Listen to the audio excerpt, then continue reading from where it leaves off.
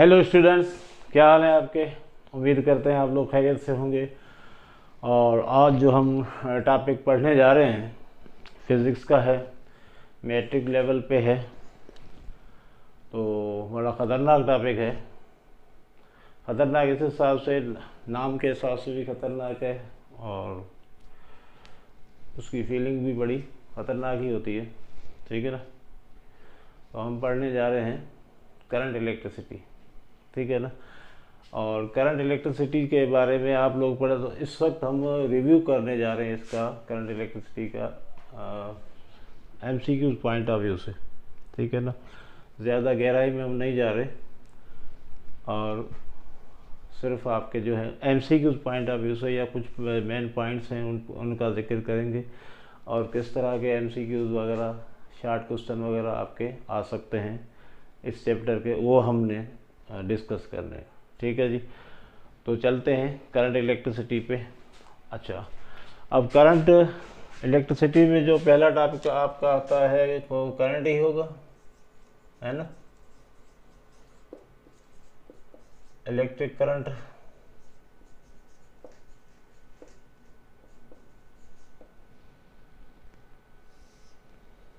Electric current, ठीक है जी। तो इलेक्ट्रिक करंट किसे कहा जाता है, फिजिकल क्वांटिटी है।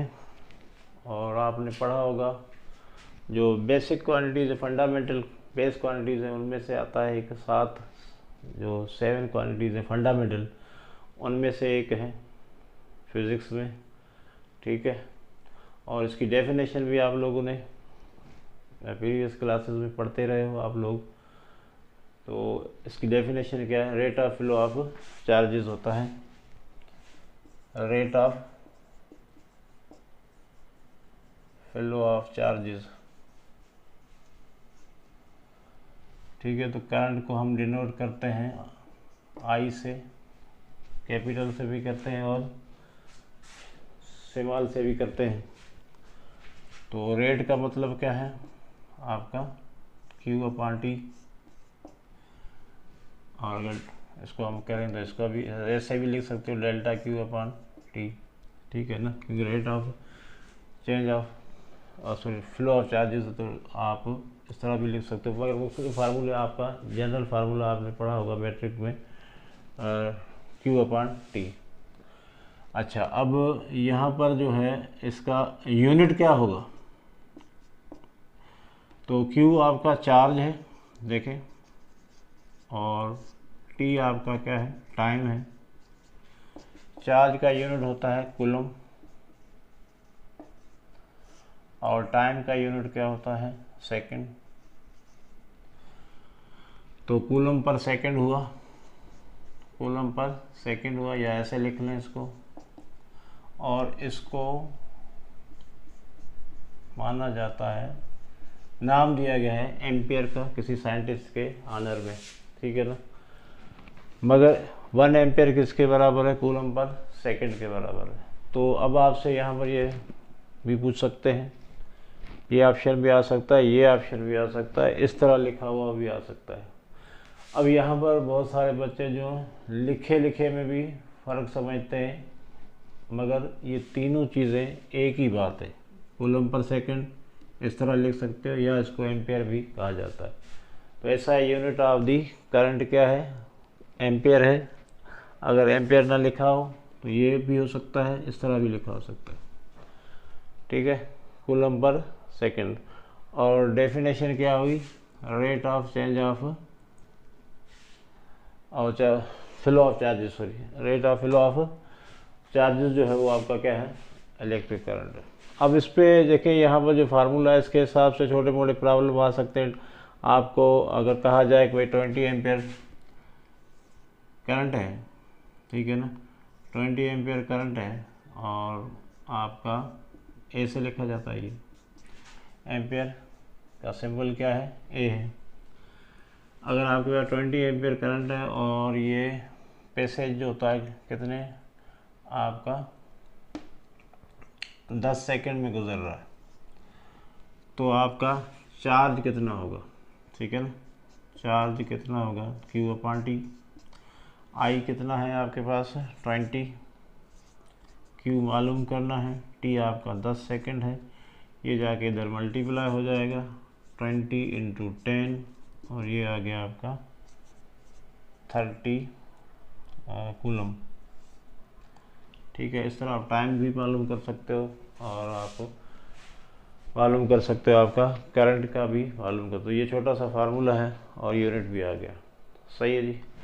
अब इससे रिलेटेड बहुत सारी चीज़ें, करंट जो है वो आपका इंसुलेटर और कंडक्टर के भी नाम सुने होंगे आपने। इंसुलेटर किसे कहा जाता है? जिसमें करंट पास ना हो, ऐसे मटेरियल जहाँ से करंट पास ना हो, इलेक्ट्रिसिटी को अलाउ नहीं करते या करंट को अलाउ नहीं करते, ठीक है ना, इस तरह के, या those materials which do not allow the current pass through them are called insulator. ठीक है, तो इंसुलेटर कौन से हैं? जिनमें से करंट नहीं गुजरता। ठीक है, और कंडक्टर कौन से मटेरियल होते हैं? जिनमें से करंट गुजरता है। तो ऐसे मटेरियल जहाँ से करंट पास हो सके उसको कंडक्टर कहा जाता है, और ऐसे मटेरियल जो जहाँ पर करंट आपका पास न हो सके तो उसको हम क्या कहेंगे? इंसुलेटर कहेंगे। ठीक है, अच्छा, अब हम करंट के हिसाब से आपने एक लॉ पढ़ा है, ओम्स लॉ।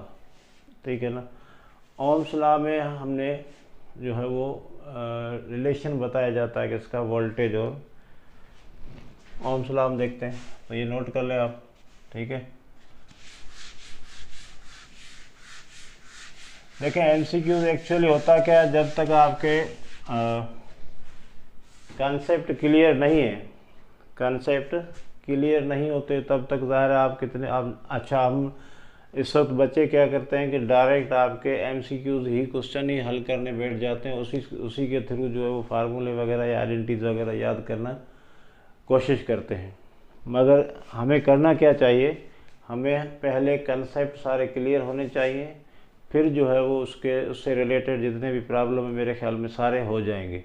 क्योंकि आपने अगर पूरी सिचुएशन को दिमाग के अगर अंदर कंसीव कर लिया है, उसको बिठा दिया, सीखा है, आपने अगर सीखा है तो जाहिर है आप उससे रिलेटेड सारे जो हैं वो अप्स एंड डाउन्स हैं या इधर उधर के ट्विस्ट वगैरह सारे आप समझ जाओगे। और सारी होशियारी जो करते हैं ये लोग, ये जालिम लोग जो एमसीक्यूज बनाते हैं ना, तो बड़े जालिम इसलिए कहा जाता है कि वो थोड़ा बहुत ट्विस्ट कर देते हैं, कुछ एक्स्ट्रा चीज़ें दे देते हैं, कुछ कम कर देते हैं, कुछ बढ़ा देते हैं, कुछ लैंग्वेज को चेंज कर देते हैं। मगर हम उनके झांसे में क्यों आए? हम उसके झांसे में तब आते हैं जब हमें पूरा कॉन्सेप्ट आपका क्लियर नहीं होता। तो प्लीज़ आप जो है पहले कॉन्सेप्ट को क्लियर किया करें, उसके बाद जो है वो उस पर जाया करें इस तरह के एमसीक्यूज मल्टीपल चॉइस क्वेश्चन पे। ठीक है, तो ओम्स लॉ क्या होता है देखें। तो मैंने पहले कहा था आपसे कि यहाँ पर हम सिर्फ रिवीजन कर रहे हैं, तो ज़्यादा गहराई में नहीं जा रहा हूँ। ठीक है ना, ओम्स लॉ क्या है कि आपने पढ़ा कि वोल्टेज जो है वो यानी पोटेंशियल डिफरेंस, वोल्टेज का मतलब क्या होता है? Potential difference. पोटेंशियल डिफरेंस आप लोगों ने पढ़ा, ठीक है ना, उसके बारे में भी हम बात करते हैं। पोटेंशियल डिफरेंस जिसको हम वोल्टेज भी कहते हैं। अच्छा, इसको इलेक्ट्रिक प्रेशर भी कहा जाता है।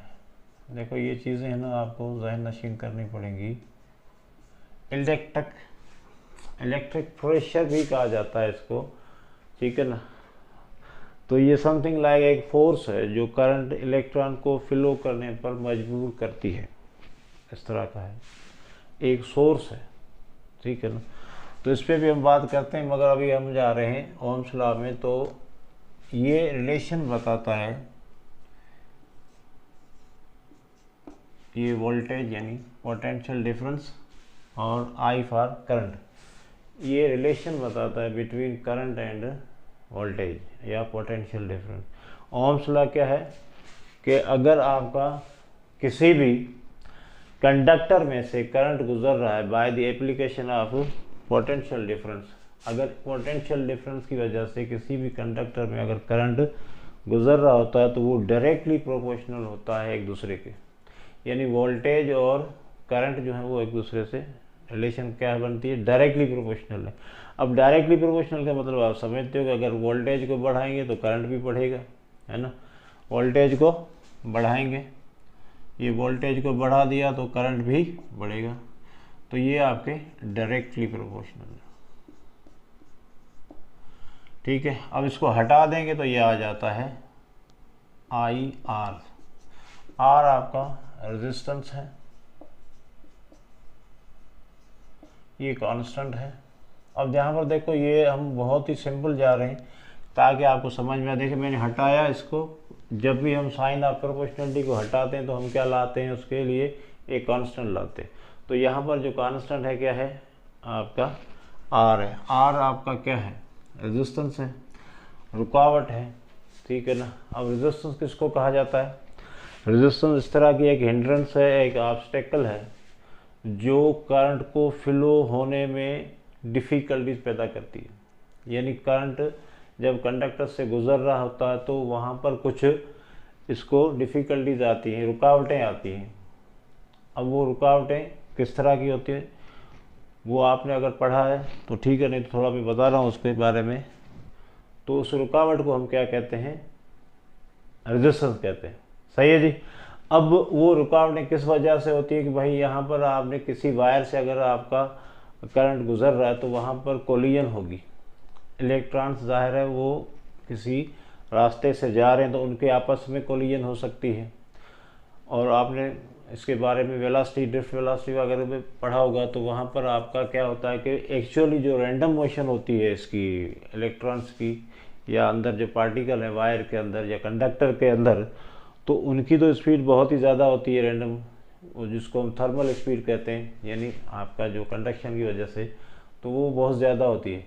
मगर जब हम इसको वोल्टेज देते हैं किसी भी कंडक्टर को, तो वहाँ पर क्या होता है कि ये बड़ी तेज़ी से तो हरकत करना तो करते हैं, मगर ये एक दूसरे से टकराना शुरू कर देते हैं, जिसकी वजह से इनकी स्पीड जो है वो क्या हो जाती है, मोमेंटम और स्पीड जो है दोनों वो क्या हो जाते हैं आपके स्लो हो जाते हैं। तो इसकी वजह से हम कह सकते हैं कि रेजिस्टेंस पैदा हो रहा है कि आपकी जो है वो स्पीड तो बढ़ सकती है मगर वेलोसिटी जो है वो उसकी क्या जा रही है, आपकी स्लो हो जाती है। और ये कह सकते हैं कि आपका जो एक्सेलरेशन है वो भी आपका पैदा होती है, फिर वो आपका क्या हो जाता है, स्लो हो जाती है।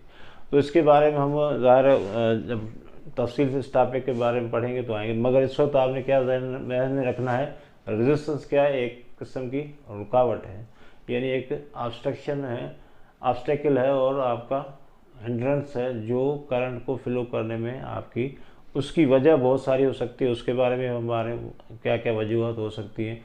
मगर इस वक्त आपने क्या ध्यान में रखना है कि एक रुकावट आती है, कोलिजन की वजह से इलेक्ट्रॉन आपस में कोलाइड करते हैं भागते भागते, तो उनकी जो है वो क्या होता है कि एक किस्म की रुकावट, फ्रिक्शन समझ लें आप किस्म की, जैसे आपने फ्रिक्शन पढ़ा है, तो आप जिस तरह आप कोलिजन होगी, दो चीज़ें आपस में फिज़िकली कांटेक्ट में आती हैं, तो हम कह सकते हैं वहाँ पर क्या होता है कि रेजिस्टेंस पैदा होती है। ठीक है ना। तो ये रेजिस्टेंस कांस्टेंट है। अब ये रेजिस्टेंस कांस्टेंट कब होगा, जब आपने टेम्परेचर को कांस्टेंट रखा।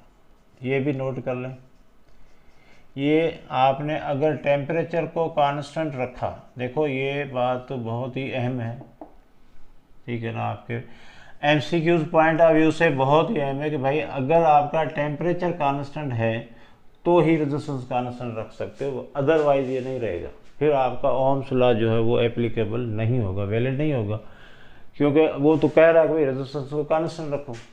सही है ना। अगर रेजिस्टेंस आपका कांस्टेंट है तो वोल्टेज और करंट एक दूसरे के क्या होंगे, डायरेक्टली प्रोपोर्शनल होंगे। ठीक है ना। ये आपका आर जो है वो क्या है, कांस्टेंट है।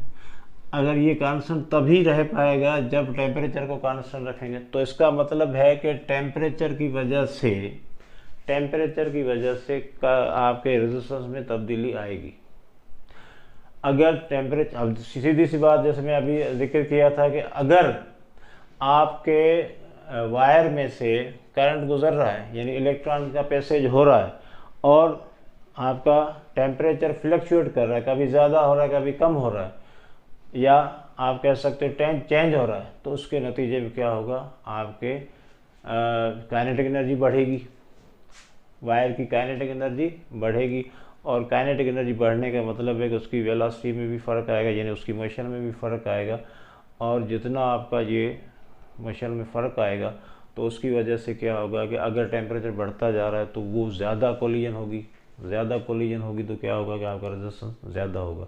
तो टेम्परेचर बढ़ने से क्या होता है, रेजिस्टेंस ज़्यादा होता है, टेम्परेचर कम होने से क्या होता है, रेजिस्टेंस कम होता है। तो इसका मतलब ये है कि अगर आपका तुमने इसको जस्टिफाई करना है ओम्स लॉ को, और आर को कांस्टेंट रखना है, तो टेम्परेचर को भी कांस्टेंट रखना होगा, अदरवाइज जो है वो ये आपका ओम्स लॉ जस्टिफाई या आपका एप्लीकेबल वैलिड नहीं होगा। सही है। चले, अब ये आ गया आपका। तो इस सिचुएशन में हम क्या कह सकते हैं, देखिए अब V is equal to I R हो गया, I इज इक्वल टू क्या हो गया, V अपॉन आर हो गया। सही है जी। I इज इक्वल टू क्या हो गया, V अपॉन आर हो गया। अब R इज इक्वल टू क्या हो जाएगा, देखें V अपॉन आई हो जाएगा। सही है जी। तो हमें पता है कि भाई वोल्टेज का यूनिट क्या है, वोल्ट है। देखो ऐसा unit of potential difference note कर लो, ऐसा यूनिट ऑफ पोटेंशियल डिफरेंस क्या है, वोल्ट है। ठीक है। अच्छा, अब वोल्ट किसके बराबर है, ठीक है, ये वोल्ट आ गया, वोल्ट, और यहाँ पर क्या हो जाएगा आपका I से एम्पियर। ठीक है जी, वोल्ट पर एम्पियर, ऐसा यूनिट ऑफ रेजिस्टेंस क्या हो गया, वोल्ट पर एम्पियर, और इसको भी एक नाम दिया गया है ओम, और इसका सिंबल क्या है, ओमेगा।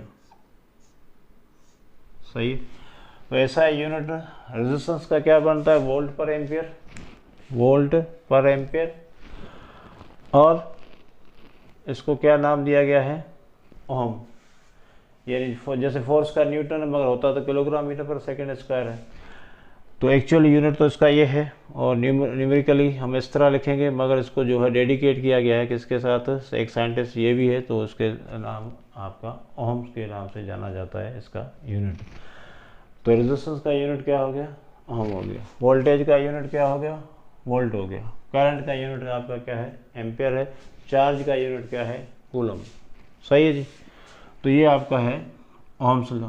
ठीक है ना। तो ये आपने फार्मूला याद रखना है ओम्स लॉ का, ये वाला। इससे ये फार्मूला आपके आई का बनता है, और इसी तरह आपका फार्मूला बनता है किसका, रेजिस्टेंस का बनता है। ठीक है जी। तो ये था आपका ओम्स लॉ। अब यहाँ पर अगर आप देखें कि पोटेंशियल डिफरेंस की बात हो गई, रिलेशन बिटवीन पोटेंशियल डिफरेंस हो गई। अब यहाँ पर आपने ये भी देखना है कि पोटेंशियल डिफरेंस क्या है, पोटेंशियल डिफरेंस है क्या, उसको हम डिफाइन कैसे करें। ठीक है, तो उसको देखते हैं, इसको मिटा दें। ये पॉइंट्स हैं भाई, इसी तरह के आपके एमसीक्यूज इन्हीं में से आएंगे। ठीक है, तो ये वाले पॉइंट्स आप एज इट इज़ अपने तरीके से नोट करते जाएं, जिस तरह मैं बता रहा हूँ अपनी लैंग्वेज में नोट करते जाएं, ताकि जो है वो आपको हेल्प हो सके। यहाँ पर देखें आपके कंसेप्शनल जो क्वेश्चन होते हैं ना, वो बड़े डिफ़िकल्ट पड़ते हैं। बाज़ औक़ात हम जो है वो ये चीज़ें तो याद कर लेते हैं, मगर कंसेप्शनल क्वेश्चन जो होते हैं वो डिफ़िकल्ट होते हैं। ठीक है ना। अब पोटेंशियल डिफरेंस का हम थोड़ा करते हैं डिस्कस। पोटेंशियल डिफरेंस क्या है कि अगर हम चार्ज है आपके पास, तो एक चार्ज को कहीं से, फॉर एग्जांपल ये दो आपके चार्जेस, एक पॉइंट ए पे है और दूसरी पॉइंट बी पे है। तो अगर मैं कहूँ कि भाई यहाँ से इलेक्ट्रिक फील्ड का डायरेक्शन क्या है, इस तरह है। ठीक है ना।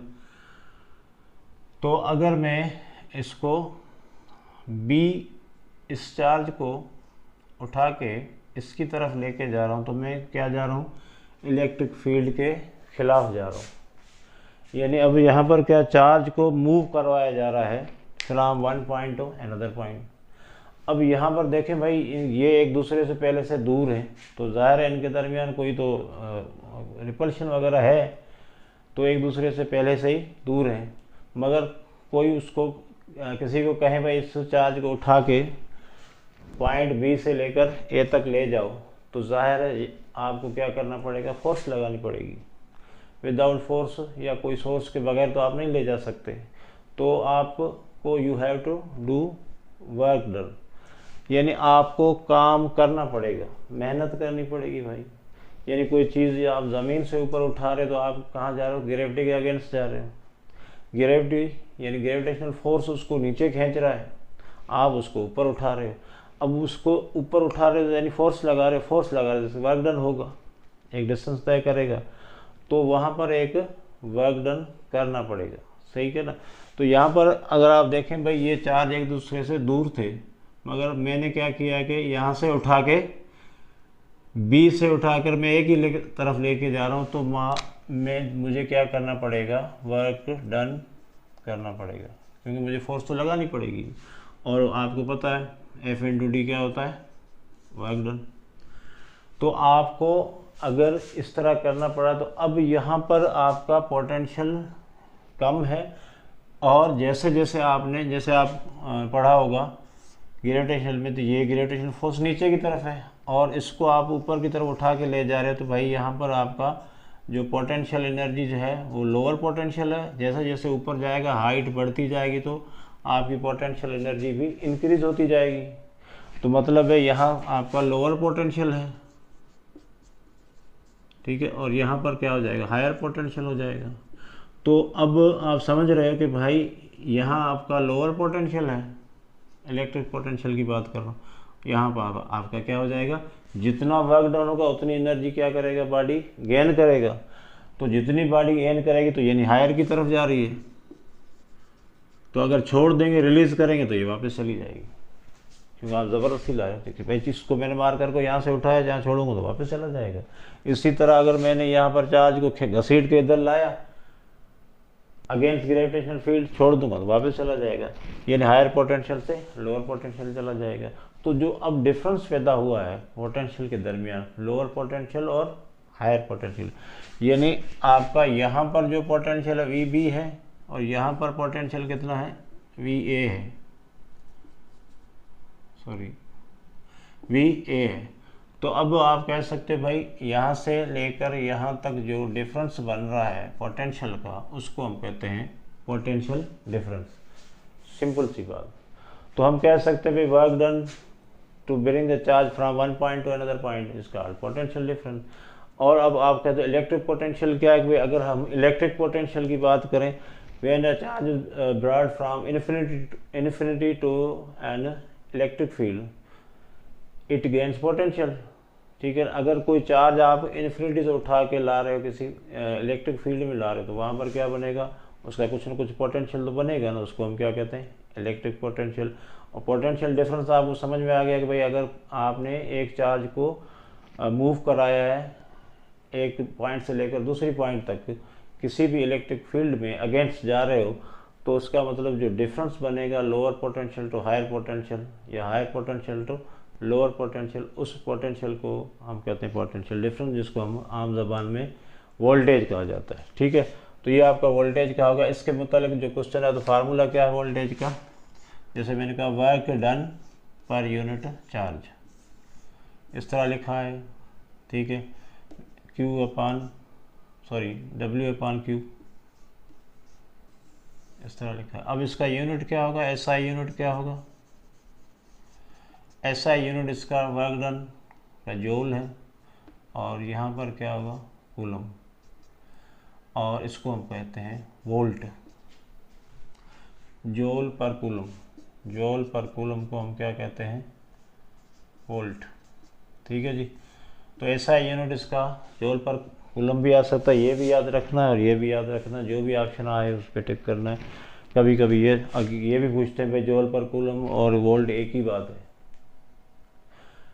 तो आपसे कहा जाएगा भाई जूल पर कूलम, नीचे जो ऑप्शन है इनमें से किसके बराबर है, ठीक है ना, जूल पर कूलम इनमें से। अब वोल्ट दिया है, एम्पेयर दिया है, फॉर एग्जांपल मेरे पास अगर जूल पर coulomb is equal to watt, मैंने नीचे लिख दिया एम्पेयर, कूलम, ठीक है ना, यह आपका जूल है। तो इस तरह 3-4 ऑप्शन है, तो आप किस पे जाओगे, जूल पर, सॉरी उस पे जाओगे वोल्ट पे, वी है, 4 ऑप्शन आ गए, तो आप किस पे जाओगे, वोल्ट पे जाओगे। तो जूल पर कूलम और वोल्ट एक ही बात है, एक ही यूनिट के दो नाम हैं। वो न्यूमेरिकल वैल्यू है, यानी टेक्निकली आपका फार्मूले के हिसाब से यूनिट है, वो आपका जो है वो साइंटिस्ट के नाम पे रखा गया है। सही है। तो ये हो गया आपका पोटेंशियल डिफरेंस है। इसके मुतालिक अब आपसे कहा जाए वर्क डन आपका दिया जाए और चार्ज दी जाए, अगर फॉर एग्जाम्पल वर्क डन आपका 20 जूल है और चार्ज कितना है 2 कूलम है, तो वोल्टेज कितना होगा आपका 10 वोल्ट होगा। सही है ना। इसी तरह अगर आपको चार्ज दिया जा रहा है, वोल्टेज दिया जा रहा है, तो आप वर्क डन मालूम कर सकते हो। यानी इस फार्मूले से आप 3 चीज़ें मालूम कर सकते हो, वोल्टेज मालूम कर सकते हो, वर्क डन मालूम कर सकते हो, और आपका चार्ज मालूम कर सकते हो। ठीक है जी। तो ये हो गया आपका पोटेंशियल डिफरेंस। बेटा दें। अच्छा, उसके बाद देखें जो कंसेप्ट है आपका, प्रॉब्लम आता है कोई, देख लेते हैं अभी। तो अभी आपके पास है रेजिस्टेंस है, जो आपने पढ़ा, जो फैक्टर्स हैं, factors on which resistance depends. ठीक है जी। और ये कौन से फैक्टर जिन पे डिपेंड करता है, आर। तो आर जो है वो डायरेक्टली प्रोपोर्शनल है लेंथ के, आर डायरेक्टली प्रोपोर्शनल है लेंथ के, आर इनवर्सली प्रोपोर्शनल है एरिया के। एरिया ये कौन सा होगा, क्रॉस सेक्शन एरिया। कौन सा एरिया होगा, क्रॉस सेक्शन एरिया कंडक्टर का। अब कंडक्टर कैसे होते हैं, देखें ऐसे होते हैं ना, ये कंडक्टर, तो ये वाला जो एरिया होगा आपको, ये वाला एरिया या यहाँ पर निकाल देते हैं, इसकी मोटाई कर लें, ठीक है ना, इसको हम कहते हैं क्रॉस सेक्शन एरिया। ये आप समझ लेंगे, ये आपको अगर सामने से नज़र आ रहा है मार्कर का जो ये वाला हिस्सा, तो ये इसका क्रॉस सेक्शन एरिया होगा, और ये पीछे इसकी क्या होगी, लेंथ होगी। सही है। ये सामने जो इसका फेस नज़र आ रहा है, इंटरफेस नज़र आ रहा है, ये पूरा जो प्लॉट नज़र आ रहा है, इसको हम क्या कहते हैं, क्रॉस सेक्शन एरिया कहते हैं। अब ये क्रॉस सेक्शन, तार तो जैसे वायर है आपकी कंडक्टर की, तो वो भी तार इस तरह की सिलेंड्रिकल होती है, तो उसका जो मोटाई आपको सामने नज़र आ रही है, उसको हम क्या कहते हैं, क्रॉस सेक्शन एरिया। तो इससे क्या हो गया आपका, इनवर्सली प्रोपोर्शनल हो गया, और इसके साथ लेंथ के साथ क्या है आपका, डायरेक्टली प्रोपोर्शनल है। अब इन दोनों को मिला देते हैं, इन दोनों को हम मिला देते हैं इक्वेशन को, तो ये आर L/A हो जाएगा। ठीक है। एरिया से इनवर्सली प्रोपोर्शनल है और लेंथ से डायरेक्टली प्रोपोर्शनल है। ओके, इसको हटाना पड़ेगा, इसको प्रोपोर्शनलिटी को अगर मैं हटा दूं तो क्या होगा, यहाँ पर भी एक आ जाएगा कांस्टेंट, जिसको हम कहते हैं रो। अब ये रो जो है वो है क्या, एक्चुअली ये कांस्टेंट है। ठीक है, ये क्या है, कांस्टेंट है, और इस कांस्टेंट को क्या नाम दें हम, स्पेसिफिक रेजिस्टेंस।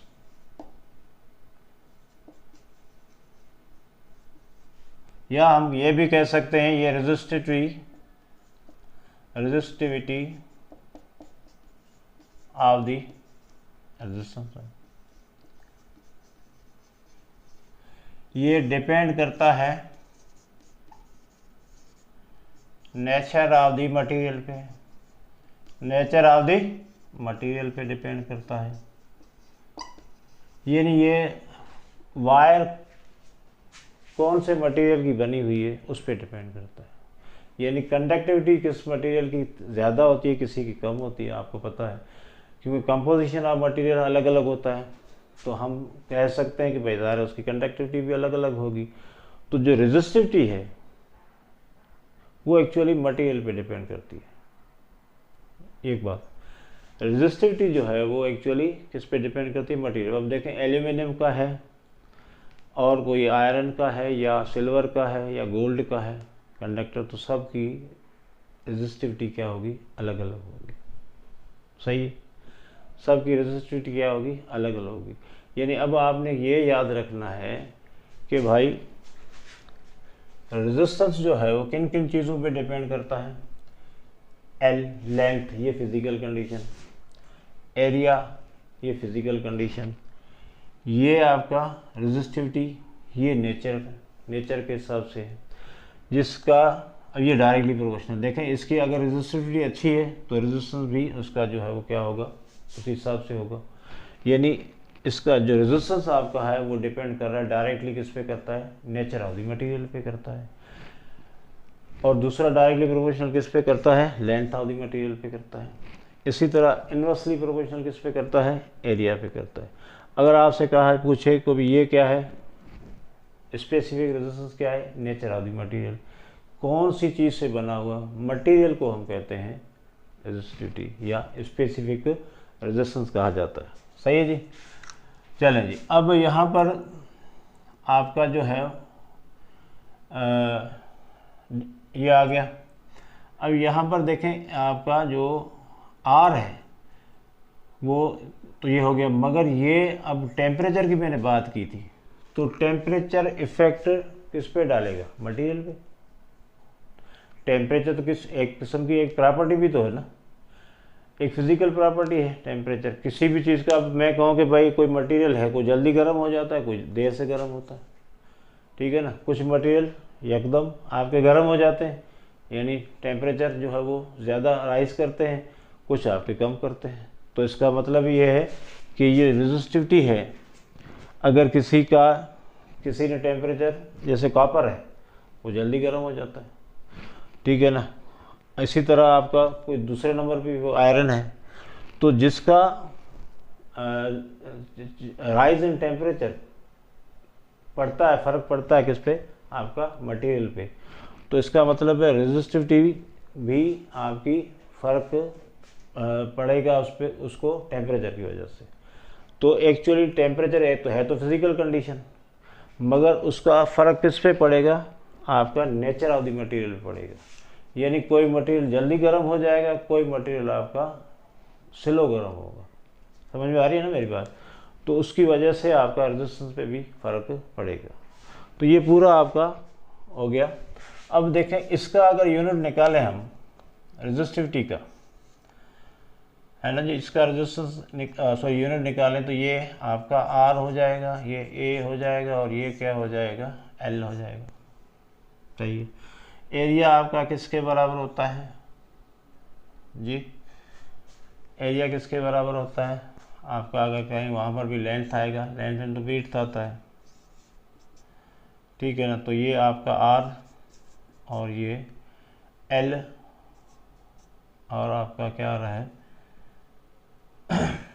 या ऐसे कह लें यहाँ क्रॉस सेक्शन एरिया है, तो इसको हम नाम दे देते हैं पाई आर स्क्वायर, ठीक है जी।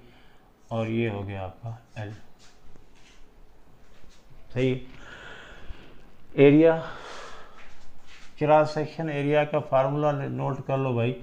क्रॉस सेक्शन एरिया का फार्मूला है पाई आर स्क्वायर। सही है जी। तो पाई तो कांस्टेंट है, इसका तो कोई लेना देना नहीं, कोई यूनिट नहीं होता।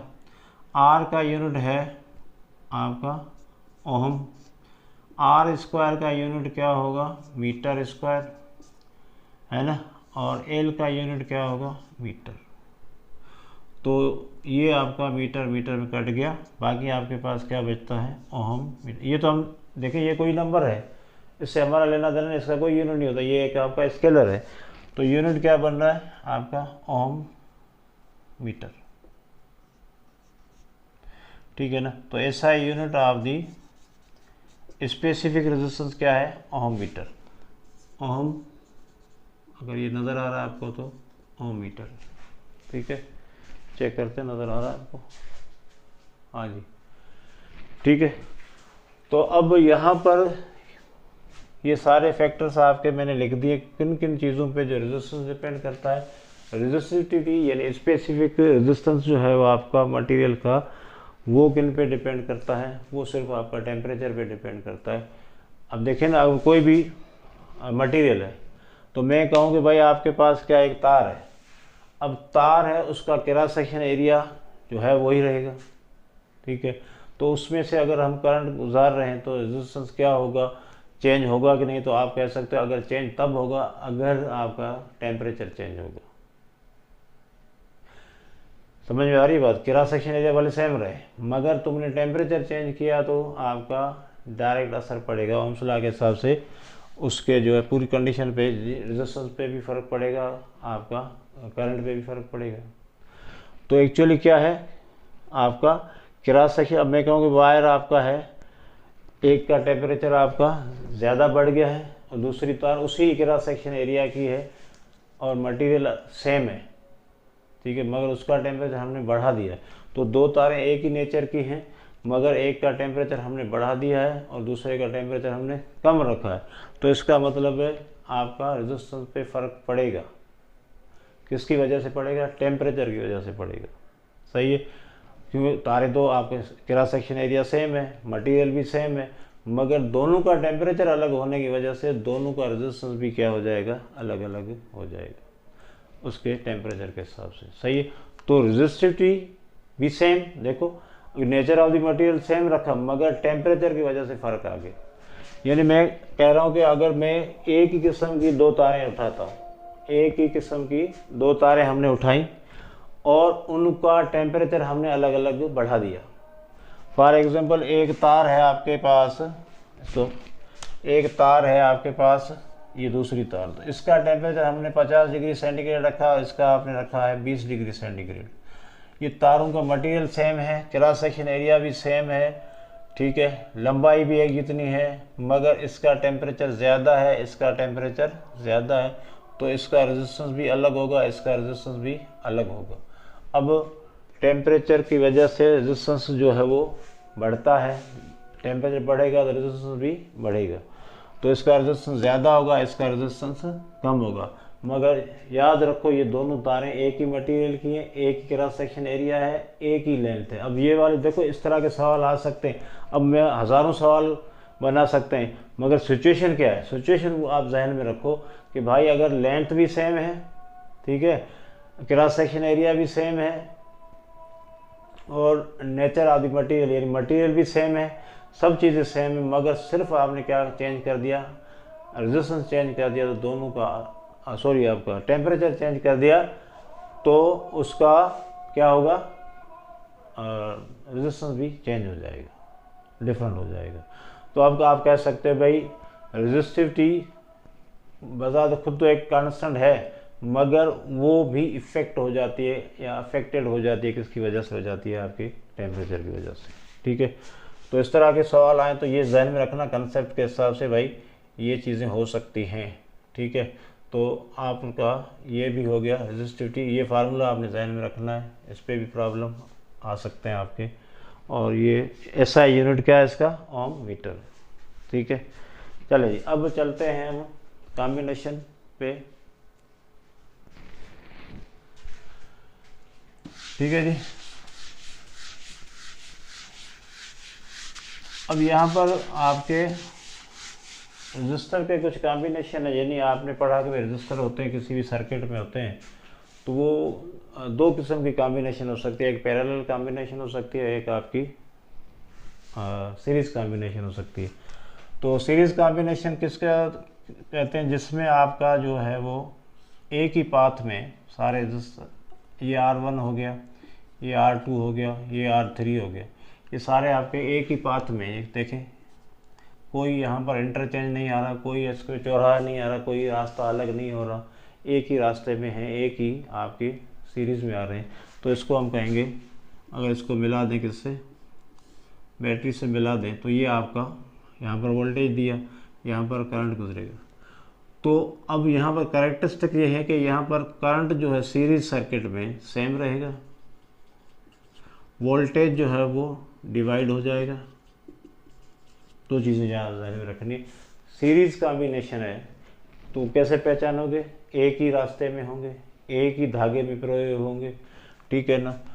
और उनमें जब करंट होगा सब में, यानी R1 में I1 होगा, चलें I2 होगा या I3 होगा, तो यहाँ पर जितना I होगा उतना ही I1 होगा, उतना ही I2 होगा, उतना ही I3 होगा, सही है। वोल्टेज ड्रॉप हो जाएगा, वोल्टेज यहाँ पर V1 V2 और V3 हो जाएगा। तो V बराबर किसका, यानी total voltage V1 plus sum of the voltage होगा। ये वाली बात ध्यान में रखनी है आपने, सही है। वोल्टेज आपका क्या होगा, ड्रॉप हो जाएगा, यानी डिफरेंट हो जाएगा। हर रजिस्टर में वोल्टेज आपका क्या होगा, डिफरेंट हो जाएगा, मगर करंट हर आपका रजिस्टर में क्या होगा, सेम रहेगा, ठीक है। और इसका अगर आप देखें आर इक्विवेलेंट मालूम करना है पूरे सर्किट का, कितना टोटल रेजिस्टेंस मालूम करना है, तो सिंपल फार्मूला है। तो यहाँ पर डेरिवेशन नहीं कर, मैंने कहा कि यहाँ पर हम डायरेक्ट कर रहे हैं, आपको फार्मूले याद करवा रहा हूँ, आपने पढ़े होंगे, ठीक है ना। यहाँ पर ये ऐसे होते जाएंगे, जितने भी रजिस्टर होंगे वो नॉर्मली जो आपने अर्थमेटिक रूल के हिसाब से ऐड कर लेने हैं, ठीक है। और अगर आपसे पूछे, अब देखें सवाल किस तरह आ सकता है कि भाई अगर आपका ये R1 है, ये R2 है, R3 है, ठीक है, और ये सारे सीरीज में कनेक्टेड हैं, तो R2 में करंट कितना गुजर रहा होगा, तो आप कहेंगे वही गुजरेगा जो R1 में गुजरेगा, जो R3 में गुजरेगा, यानी करंट तो चेंज होगा ही नहीं, ठीक है ना। यहाँ पर आपको बहुत सारी वैल्यूज देखो, भाई R1 इतना है, R2 इतना है, R3 मुख्तलिफ वैल्यूज़ आपको दे दिए, और आखिर में घूम फिर के पूछ रहा है कि R2 में कितना करंट गुजर रहा होगा। तो आपने घबराना बिल्कुल नहीं है। अगर सीरीज कॉम्बिनेशन है तो जितना टोटल करंट होगा, जो टोटल करंट होगा वही करंट सब में से गुजर रहा होगा। यानी मैं कहूँ कि भाई I1 कितना होगा, I होगा, I2 कितना होगा, I के बराबर होगा, I3 कितना होगा, I। तो इस पर हम एक प्रॉब्लम करते हैं, देखें, ठीक है ना। अगर आपके पास फॉर एग्जांपल एक प्रॉब्लम है, यहाँ पर रजिस्टर हैं 0.2, 0.3, 0.4 ओम, ठीक है। तो यहाँ पर चलो इसका नया तफसीर बना लेते हैं। रजिस्टेंस आपके पास है 0.2, 0.3 ओम में है, 0.3 ओम, ठीक है, 0.4 ओम, ठीक है, और आगे है आपका 0.5 ओम एंड 12 ओम, ठीक है। तो ये resistance they are connected in series combination में कनेक्ट किए गए हैं। और अब इसको जो है वो 12 वोल्ट की सप्लाई दिया गया है। वोल्टेज सप्लाई कितनी दी गई है, 12 वोल्ट दी गई है। सवाल ये है कि भाई आपका करंट थ्रू मालूम करें, करंट थ्रू 0.3 ओम, ये ओम की निशानी ओमेगा लिख रहा हूँ, ठीक है भाई। तो सवाल क्या है कि आपके पास कितने रजिस्टर हैं, 1, 2, 3, 4, 5 रजिस्टर हैं, उनकी वैल्यू भी दी जा रही है। ये कनेक्टेड हैं, सीरीज में हैं, सीरीज कॉम्बिनेशन में हैं, और उनको जो बैटरी दी गई है सप्लाई 12 वोल्ट का दिया गया है। और अब सवाल ये है कि 0.3 वाला जो रजिस्टर है उसमें से कितना करंट गुजरेगा।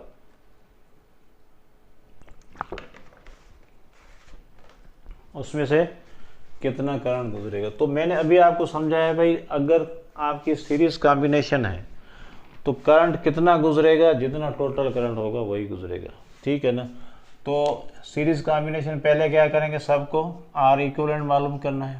तो क्या होगा, सबको जमा कर लें, 0.2 ओम प्लस कर देंगे 0.3 ओम, जो फार्मूला आपका 0.4 ओम, 0.5 ओम प्लस 12 ओम, ठीक है जी। तो ये 12 है, 0.5 9 और ये 12, ठीक है, 1.2 हो गया और ये 1.4 हो गया, ठीक है ना। अब इनको जमा करें, 0.2 और 0.5 हो गया, 0.5 ये 10 और ये हो गया 0.14, तो 1.4 हो गया, यहाँ पर हो जाएगा 13.4 हो जाएगा। तो टोटल आपका कितना आ गया 13.4 आ गया। सही है, ये आ गया रेजिस्टेंस। अब तुम्हारे पास वोल्टेज तो पड़ा है कि कितनी बैटरी सप्लाई दे रहे हो आप लोग, 12 वोल्ट की दे रहे हो, ठीक है ना। तो अब टोटल करंट कितना होगा, आई बराबर किसके होता है, फार्मूला पढ़ लें, V is equal to I R होता है। आई बराबर किसके होगा, V अपन आर के बराबर होगा। V कितना है आपके पास 12 वोल्ट है, और आपका ये कितना है 13.4 है, ठीक है। तो इसको हटा देंगे तो ये 120 हो जाएगा, और 120 अपान 134 हो जाएगा। अब इसको आप डिवाइड कर लें, टेबल सिंप्लीफाई करेंगे तो ये आपका हो जाएगा 60 और ये हो जाएगा 7, ठीक है। तो ये आपका तकरीबन 1 पॉइंट समथिंग आएगा। अब सवाल ये है, ठीक है ना, ये तो आप सिंप्लीफाई कर लेना, 1 पॉइंट समथिंग आएगा। तो टोटल करंट जो यहाँ से फ्लो होगा, देखें ये आपका 3 रजिस्टर आ गए, ये 5 है, सॉरी 5 रजिस्टर हैं, ठीक है, और इनको सप्लाई दिया गया है कितना 12 वोल्ट का, और टोटल रेजिस्टेंस कितना है, आर इक्वलेंट कितना आ रहा है आपका, ये आ रहा है ओम में। अब यहाँ पर टोटल करंट कितना है यहाँ पर, तो हमें पता है कि भाई सीरीज सर्किट में करंट आपका हर जगह सेम मिलेगा, हर रजिस्टर में क्या मिलेगा, सेम मिलेगा। अभी अभी आपको बताया मैंने, सीरीज सर्किट में करंट हर जगह आपको क्या मिलेगा, सेम मिलेगा। तो इसका मतलब जितना करंट आपका यहाँ पे होगा, ये 1 पॉइंट समथिंग है ना, तो हर जगह पे I1 भी उतना होगा, I2 भी उतना होगा, I3 भी उतना होगा, I4 और I5, ये टोटल करंट के बराबर होंगे, ठीक है। तो आप कह सकते हो इस तरह का कोई भी प्रॉब्लम आए तो किसी भी रजिस्टर में, मुझे देखो करने की ज़रूरत नहीं है, मगर आपने क्या करना, टोटल करंट निकालना, वही करंट आपका हर रजिस्टर में से गुजरेगा, टोटल करंट निकालना है, ठीक है। वो टोटल करंट के लिए टोटल वोल्टेज आपको सप्लाई है, और टोटल सर्किट का आपने क्या लेना है, अगर सीरीज़ है तो आपने सबको प्लस करके किससे डिवाइड कर दोगे, आपका वोल्टेज से, ठीक है। तो वो आपका आ जाएगा। तो 0.3 में वही करंट होगा जो आपका टोटल करंट है, ठीक है। तो ये इसके पीछे जो है वो लॉजिक है, ठीक है जी। अब यहाँ पर देखें आपका ये हो गया, और कोई प्रॉब्लम, अच्छा अब देखें यहाँ पर वायर है एक, उसकी लेंथ है L, ये कंसेप्ट अभी बताया मैंने आपको। एक वायर है, उसकी लेंथ कितनी है, L है, ठीक है। तो देखो यहाँ पर कंसेप्ट आप ले लो, अब इसके मुताबिक आपका कुछ भी क्वेश्चन आए तो आपने सोच समझ के करना, क्योंकि आपने चीज़ें नोट कर ली हैं कि सीरीज कॉम्बिनेशन में क्या क्या होता है। पहले जी अब जो है वो आपका एक वायर है, कंडक्टर है, उसका लेंथ कितना है, ठीक है, लेंथ उसका क्या है, L है। उसका क्रॉस सेक्शन एरिया क्या है,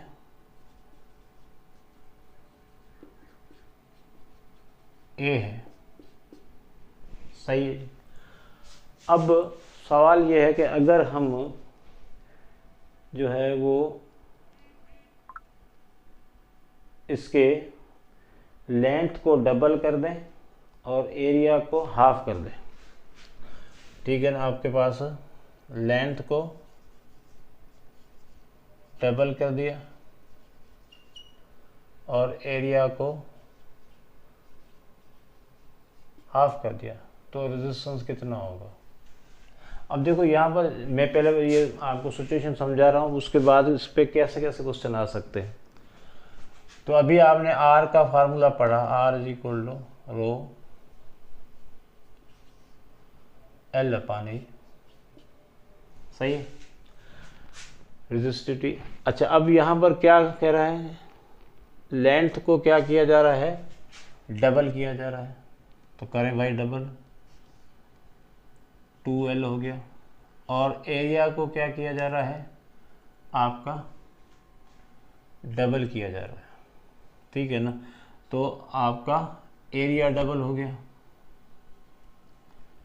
एरिया आपका क्या हो जाएगा, डबल हो जाएगा। ठीक है, अच्छा ऐसा चले, ये तो हो गया। एरिया का डबल किया तो क्या फ़र्क पड़ेगा इस पर, रेजिस्टेंस पे कोई फ़र्क पड़ेगा तो 2 में आपका कट जाएगा। सही है, तो ये आपका सेम आ रहा, देखो रो इज इक्वल रो L अपान ए हो जाएगा, यानी आपका रेजिस्टेंस पे कोई फ़र्क नहीं पड़ेगा। सही, अब यहाँ पर मैं कह देता हूँ कि भाई अगर आपका क्रॉस सेक्शन एरिया है, अगर मैं कहूँ कि भाई लेंथ ऑफ दी वायर जो है वो डबल कर दी और रेडियस को डबल किया है। अब जहाँ पर देखो रेडियस को हमने क्या कर दिया है, डबल कर दिया। रेडियस किसका, क्रॉस सेक्शन एरिया। जब मैंने अभी फार्मूला आपको बताया तो वो किसके बराबर है, पाई आर स्क्वायर के बराबर। अब यहाँ पर आर डायरेक्ट फार्मूले में नहीं था, मगर एरिया है, एरिया किसके बराबर होता है, अभी आपको मैंने बताया पाई आर स्क्वायर के। तो आर को डबल किया जा रहा है। क्वेश्चन क्या कह रहा है कि लेंथ को हम डबल कर रहे हैं, उसके साथ रेडियस को भी डबल किया जा रहा है। अब आपका रेजिस्टेंस पे क्या फ़र्क पड़ेगा। सही, सिचुएशन समझ गए हो ना। यहाँ पर मैंने क्या लिखा है, पहले तो हो गया एरिया वाला हो गया, अब मैंने चेंज कर दिया इसको टेक्निकली, तो ये है, ये तो इतना आसान था। अब देखो यहाँ पर आपका लेंथ को डबल किया गया है और रेडियस को, आपको सर रेडियस तो है ही नहीं फार्मूले में, देखो आर इज इक्वल टू क्या है, रो L अपान ए। तो यहाँ पर आपका जो रो है, यानी आपका ये रेजिस्टिविटी है, वो तो मिली हुई नहीं है, चलो, मगर ये मिला हुआ है आपके पास, L आपका 2L हो गया, और एरिया किसके बराबर होता है, पाई आर स्क्वायर।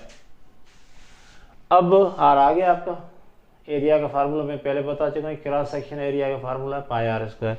तो आर को डबल कर रहे हैं, आर को क्या कर रहे हैं, डबल कर दो। चलो, तो आर को सिर्फ डबल करना है, पाई से हमारा कोई लेना देना नहीं है, ये आपका कांस्टेंट है। पाई को इधर ही रखें बाहर और इसको कर दें 2r स्क्वायर। डबल आर को कैसे करेंगे, 2r लिखेंगे। चलो अब स्क्वायरिंग कर दें। अब क्या हो जाएगा, ये रो 2L अपान में क्या हो जाएगा, पाई 4r स्क्वायर। तो ये 2 में कैंसिल हो गया, तो ये आ गया रो, तो 1/2 को बाहर ले लेते हैं, 1/2 को बाहर ले लिया, और यहाँ पर आपका ये रो आपका रेजिस्टिविटी है L upon pi R square. ठीक है, अब ये वाला फैक्टर देखो किसके बराबर है भाई, आर के बराबर है कि नहीं है। क्यों, चलो ये और क्लियर कर देता हूँ, 1/2 रो L पाई आर स्क्वायर किसके बराबर है, ए के बराबर है। तो यहाँ पर ये वाला जो सेक्शन आ गया किसके बराबर है, आर के बराबर।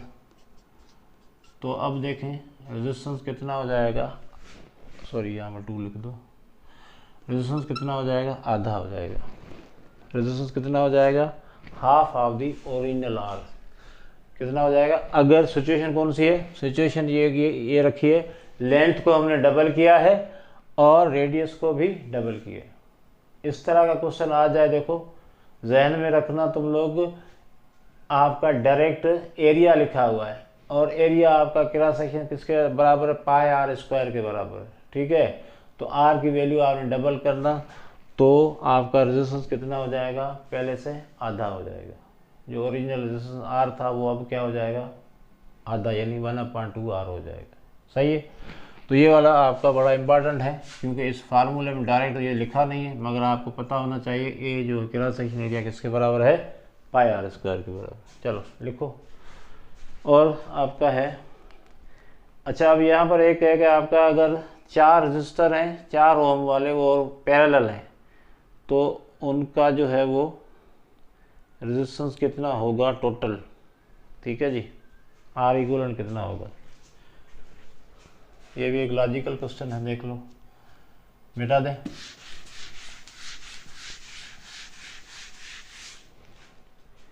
अब आपके पास there are 4 resistors, 4 resistors of 4 ohm, हर एक कितने का है 4 ओम, यानी ये इस तरह है भाई, पैरेलल है ये, क्या है ये पैरेलल है,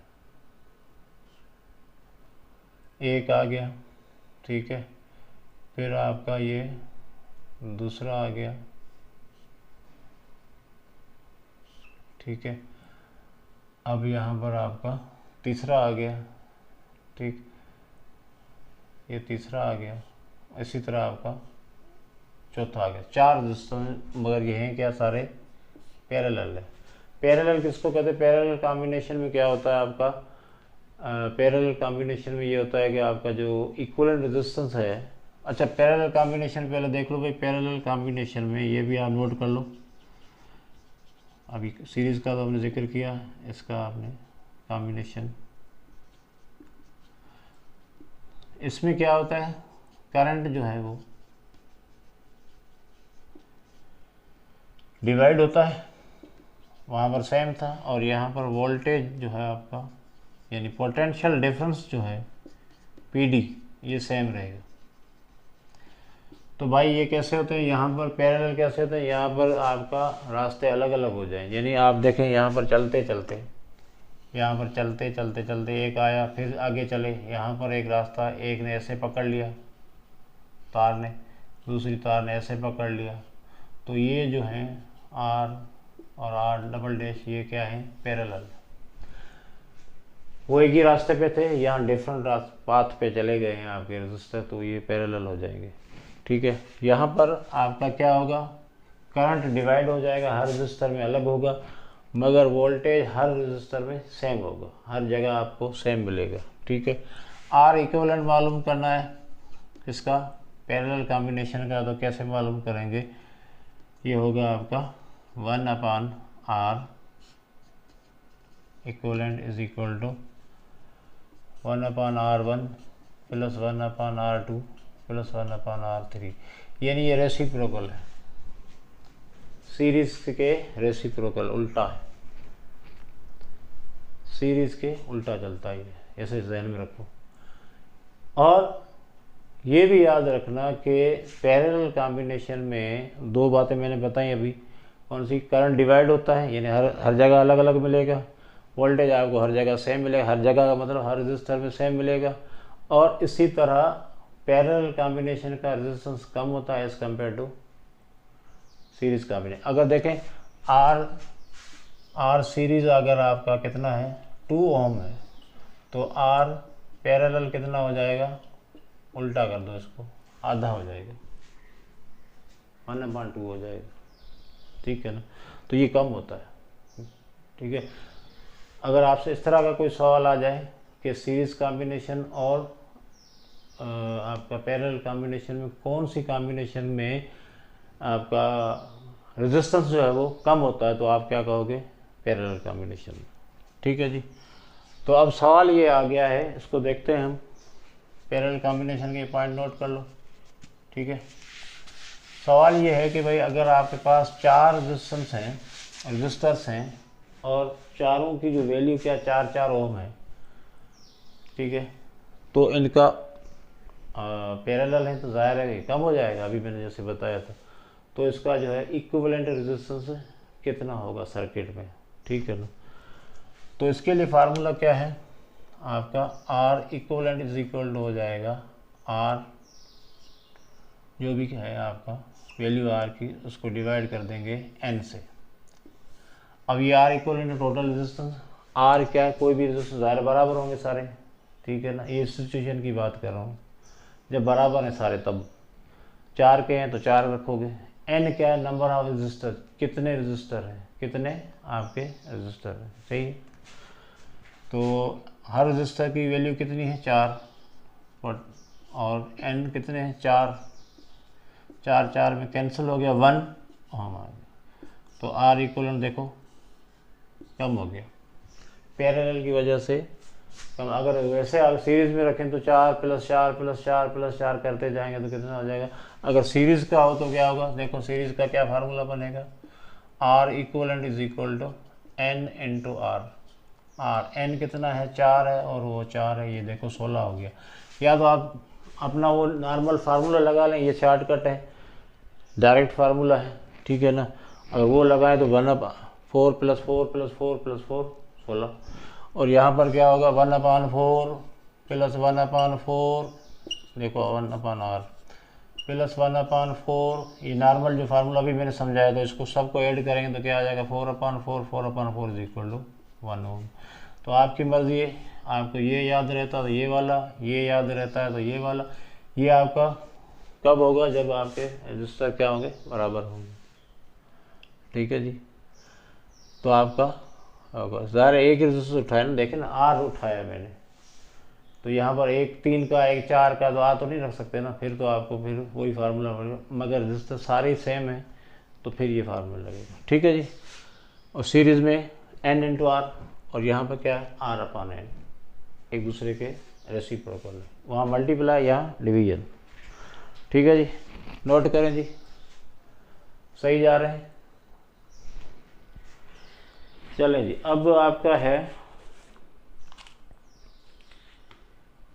अगर आपके पास दो रजिस्टर हैं और दोनों जो है आपके कनेक्टेड हैं पैरेलल है, ठीक है, तो आपने रेशो बताना है कि I1 और I2 का रेशो क्या होगा, सॉरी आपका आर रेजिस्टेंस का रेशो क्या होगा अगर दो आपके जो है वो रजिस्टर जो है वो क्या कनेक्टेड हैं पैरेलल। चलो मैं समझाता हूँ क्वेश्चन, अभी मिटा दें इसको। अभी यहाँ पर देखो सिंपल क्वेश्चन है बहुत, अगर there are 2 resistors R1 and R2, we have 2 resistors R1 and R2, R1 और R2 दोनों आपके हमें मिले हुए हैं और they are connected in parallel combination, they are connected. देखो सवाल पूरा तो आप मैं बता रहा हूँ, आप लिख लेना, connected, they are connected in parallel, ठीक है। तो ये पैरेलल हैं, रजिस्टर पैरेलल इस तरह होंगे भाई, ये एक आ गया, दूसरा आपका ये आ गया, और इसको कनेक्ट कर दिया आपने किससे, बैटरी से।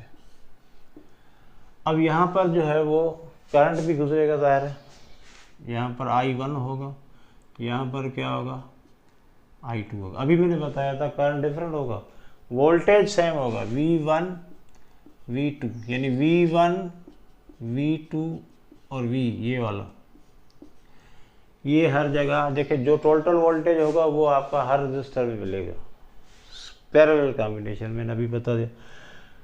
करंट डिवाइड होगा, करंट क्या होगा, डिवाइड होगा।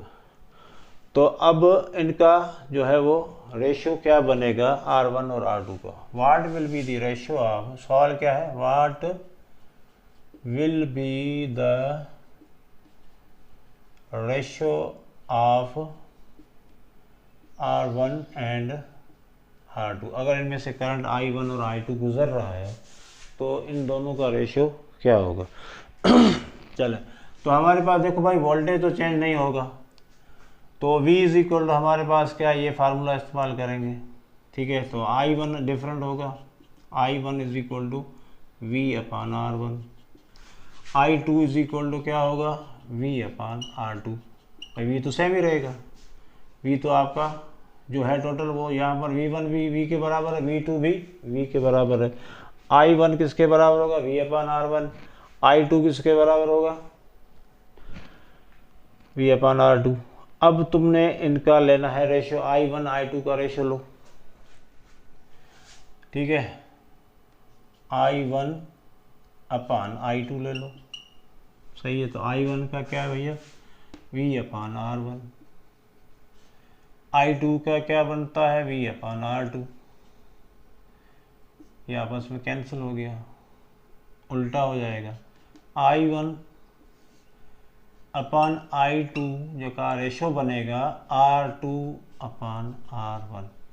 तो ये रेशो क्या बना, R2/R1। सवाल क्या था, अगर आपके दो रजिस्टर हैं R1 और R2 or they are connected in parallel, and current through each resistor is passing I1 through R1 and I2 through R2, then what will be the ratio of the resistance? R1 और R2 का ratio क्या होगा? अगर हम ratio कहाँ से निकालेंगे? ज़ाहिर अब करंट डिफरेंट होगा तो रेशो आपका ज़्यादा चेंज। अब देखो आई ये इन्वर्सली प्रोपोर्शनल और ये आपका इन्वर्सली प्रोपोर्शनल, ठीक है। तो ये रेशो कैसे रहेगा आपका? R1 I1 और I2 का रेशो क्या बनेगा? R2 रेशो R1 बनेगा। R1 अपॉन R2 मत लिखना, ऐसे याद करो ये हमेशा, क्योंकि ये सिचुएशन आपका वैसे क्या होता है I और R, वैसे देखो I R, यहाँ पर देखो I और R क्या है? इन्वर्सली प्रोपोर्शनल है, तो ज़ाहिर है इन्वर्सली अब लग रहा है, नहीं तो अगर हम ऐसे लिखते तो आपका इन्वर्सली ना होता, ठीक है। तो सिंपल था क्वेश्चन, ठीक है, वो आपको समझ, उम्मीद करते हैं आपको समझ में आ गया होगा, ठीक है जी। अभी देखते हैं कोई और है। अच्छा, अब यहाँ पर देखें आपका सिचुएशन ये है कि एक आपका अमाउंट ऑफ पावर जो है वो है आपके पास 1 किलोवाट इन 1 आवर, तो उसमें जो है वो आपका क्या है कि भाई आपका कितने जो है वो एनर्जी आपकी पास हो रही है या हासिल होगी हमें। अब आपके पास पावर कितना है, देखो सवाल पे समझाता हूँ। सवाल ये है कि आपके पास पावर है वो है 1 किलोवाट। पावर कितना है? 1 किलोवाट, ठीक है। टाइम जो आपके पास है वो कितना है? 1 आवर है, ठीक है। अब आपका पावर 1 किलोवाट है और टाइम कितना? 1 आवर है, तो कितनी एनर्जी जो है वो हासिल होगी हमें 1 घंटे में? अगर पावर कितना आपका मिल रहा है आपको, तो पावर का फार्मूला क्या है? E अपॉन टी, यानी आपने पावर का work done per unit time होता है, तो यहाँ पर एनर्जी है तो वर्क डन और एनर्जी एक ही बात है। तो यहाँ पर E कितना है आपके पास? 1 किलोवाट, और T आपके पास है 1 आवर, और सॉरी 1 किलोवाट नहीं है, वर्क डन, ठीक है। यहाँ एनर्जी रहेगी सेम, तो यहाँ पर ये मल्टीप्लाई हो जाएगा, और ये कितना है आपके पास? चलो छोड़ो यार, कहाँ लिख दिया इसको। ये हो गया 1 kilowatt is equal E upon 1 hour, तो E बराबर एनर्जी कितनी मिलेगी आपको? 1 किलोवाट इंटू आर। तो ये आपका एक्चुअली इलेक्ट्रिकल एनर्जी का यूनिट है ये, ठीक है। ये क्या है? इलेक्ट्रिकल एनर्जी का यूनिट है 1 किलोवाट आर। किलोवाट आर जो है वो किसका यूनिट है? आपका इलेक्ट्रिसिटी का, इलेक्ट्रिसिटी एनर्जी है ना, उसका यूनिट है। तो इस फार्मूले से अब आपका कोई भी पावर दे दे, कितना भी टाइम दे दे, उसके हिसाब से आप जो है वो एनर्जी मालूम कर सकते हो कितने यूनिट जो है किलोवाट पर सॉरी इंटू आर के हिसाब से मिलती है, ठीक है। तो ये थे आपके कुछ कंसेप्ट थे। वीडियो लंबा होता जा रहा, बहुत सारी बातें अभी और भी करनी थी मगर बहुत लंबा हो रहा है, और नेक्स्ट देखते हैं उसमें। तो ये वाला चैप्टर देखें। अब हम जो फर्स्ट ईयर के, इंटर के, फिज़िक्स के, मैथमेटिक्स के जितने भी सब्जेक्ट हैं उनके जो है शुरू से जो चैप्टर वाइज हम शुरू करने वाले हैं आपका फिज़िक्स, मैथमेटिक्स, और कोशिश करते हैं केमिस्ट्री के भी। तो ये हम शुरू कर रहे हैं चैप्टर वाइज, सीरियल वाइज, ठीक है ना। तो उसमें हम तफसील के साथ सारे जो आपके चैप्टर्स हैं उनके टॉपिक्स में बहुत तफसील से हम समझाएंगे, मगर ये आपका अभी सिर्फ एक रिव्यू था मैट्रिक क्लास के हिसाब से, तो उनके हिसाब से है जो लेवल, उनके हिसाब से। अब ये इंटर वाले तो ज़ाहिर ऐसे बहुत आगे चले गए होंगे, तो उनको अब अगर इंटरेस्ट है तो इसमें जाएं। और इंटर वाले भी ये नहीं है कि वो बिल्कुल ही नहीं खोल सकते, वो भी आपके लेवल जो है वो अगर बिगिनर सॉरी आपके समझ में नहीं आता है या कुछ प्रॉब्लम है तो वो भी आपका बेसिक चीज़ें देख सकते हैं, ठीक है जी। until next video, thank you.